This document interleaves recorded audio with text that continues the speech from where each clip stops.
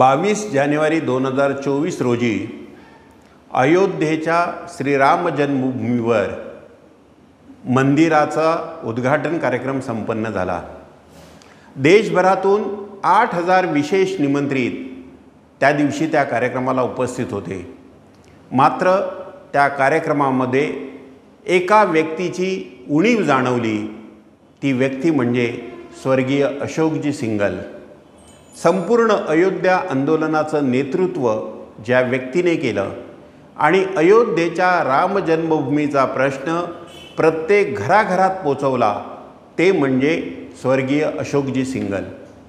आपल्या सगळ्यांना माहिती आहे, विश्व हिंदू परिषदेने 1984 साली हा विषय आपल्या हाती घेतला।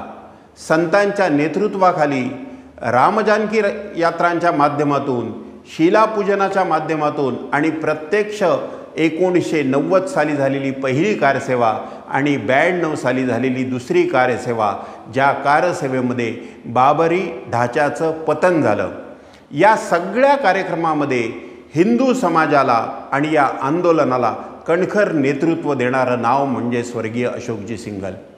साप्ताहिक विवेकच्या माध्यमातून स्वर्गीय अशोकजी सिंघल यांच्या जीवनातील त्यांच्या कार्याचे विविध पैलू उलगडून दाखवण्यासाठी एक विशेषांक प्रकाशित करण्यात येतोय।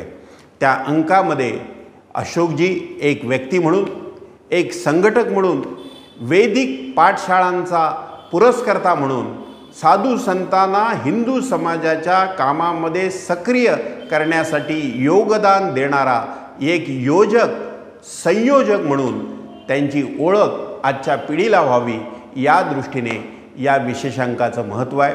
आपण सगळ्यांनी या अंकासाठी आगाऊ नोंदणी करावी, आपण अंक घ्यावेत, इतरांना अंक घेण्यासाठी प्रवृत्त करावं। एका महान राष्ट्रभक्ताला आदरांजली वाहण्याची अनोखी संधी म्हणजे साप्ताहिक विवेकचा हा आगामी विशेषांक, श्री राम जन्मभूमी आंदोलनाचे सरसेनानी अशोकजी सिंघल।